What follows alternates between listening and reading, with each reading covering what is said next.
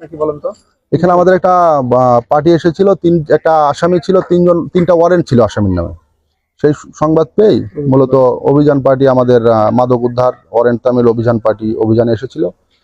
তো আসার পরে এই বাড়িতে যখন ঢুকতে যায় ওই সময় আপনার বিজিবি ক্যাম্প থেকে 2-3 জন এসে আমাদের পার্টিকে একটু প্রতিহত করার চেষ্টা করে, নিষেধ করে যে আপনারা এখানে কি করবেন। যাই হোক, এটার সংবাদ পাওয়ার পরে আমি দ্রুত ঘটনাস্থলে আসি। দ্রুত ঘটনাস্থলে এসে আশেপাশের লোকজনকে ডাকি, ডেকে আশপাশের লোকজন সহ আমি ভিতরে ঢুকি।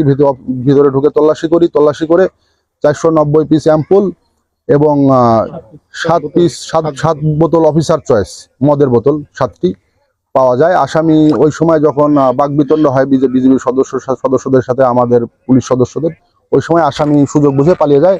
তো আমরা উদ্ধারকৃত মালামাল যথা নিয়মে জব্দ করেছি। মামলা বা আইনগত ব্যবস্থা প্রক্রিয়াধীন। আচ্ছা, এটা কোন ক্যাম্পে এবং কোন ক্যাম্প থেকে কত দূরে বাসাটা অবস্থান যেখানে মাদক উদ্ধার করলো? হিলি বিওপি এটা হিলি বিওপি থেকে হয়তো 20-25 গজ সামনের যে বাসাটা, সেই বাসাটাই।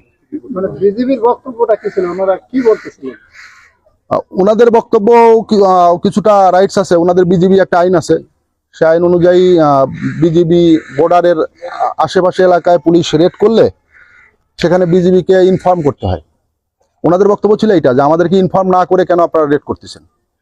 জাস্ট আমি এসে এটা ভুল বোঝাবুঝি ছিল, এটা আমি আজকে কথা বলে নিয়েছি। আমি সিও স্যারের সাথেও কথা বলেছি, আমাদের অ্যাডিশনাল এসপি ক্রাইম মহোদয়ের সাথে কথা বলে এখন আর কোনো সমস্যা নেই। আমরা উদ্ধারকৃত মালামাল নিয়ে থানায় যাচ্ছি, আমরা যথাযথভাবে মামলা দিয়ে দেব। আচ্ছা, মামলাটা কি যে অজ্ঞাত ব্যক্তির নামে হবে না নাম এজাহারভুক্ত হবে?